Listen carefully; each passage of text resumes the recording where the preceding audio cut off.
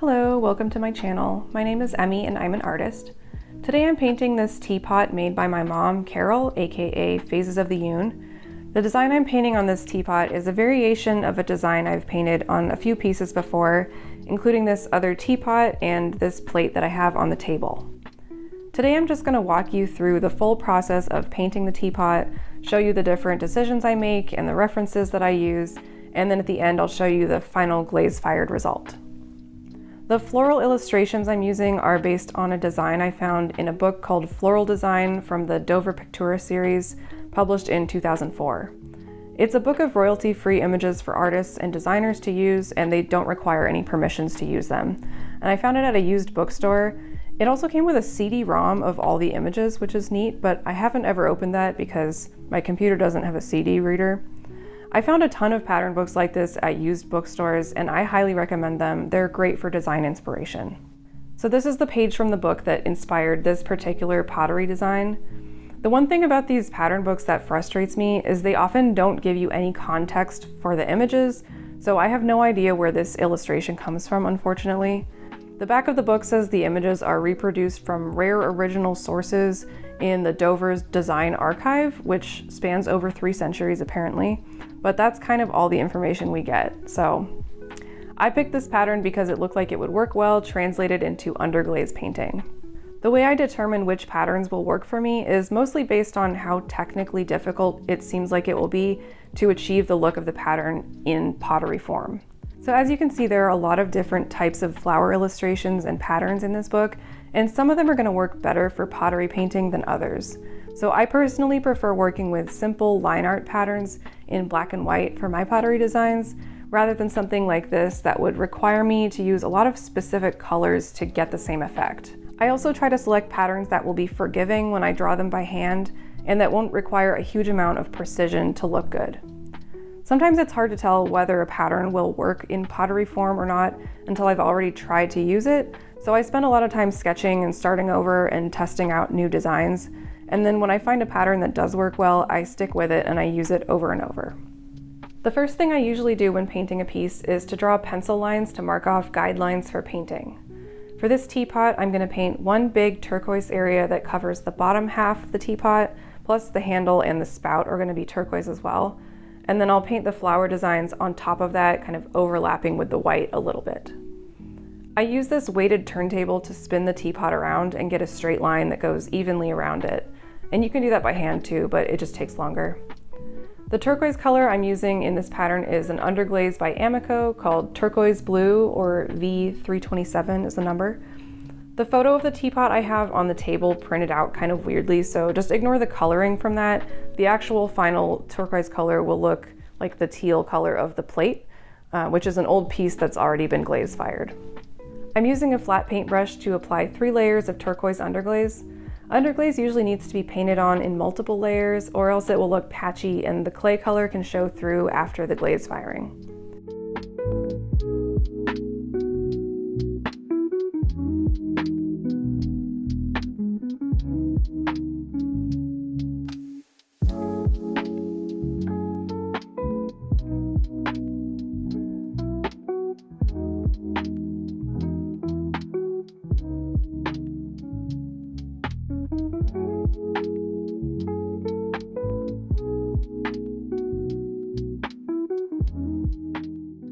I'm switching to a smaller paintbrush to get in the harder to reach areas as well.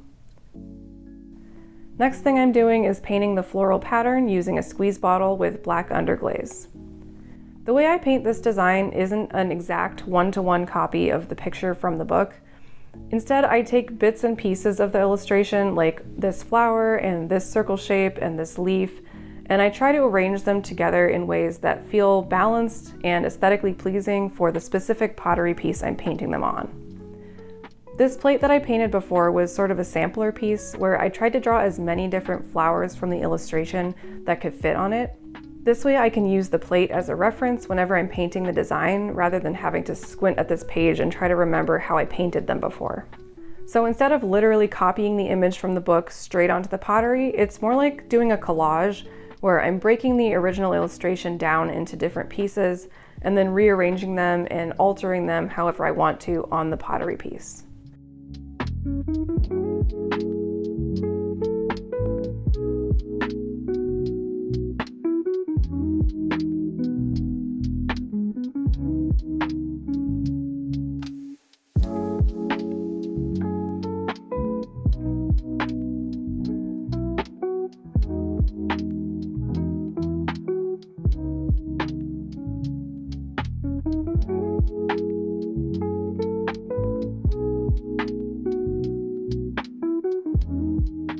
I made a mistake here and smudged some paint while I was working, so I'll just show you how I clean that up.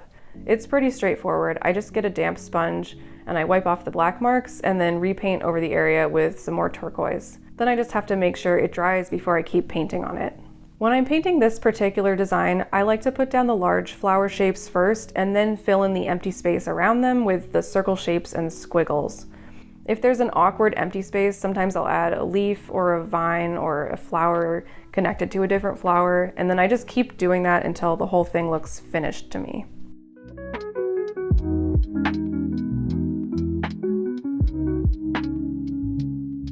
So here's the piece all painted before glaze firing. And here it is after glaze firing.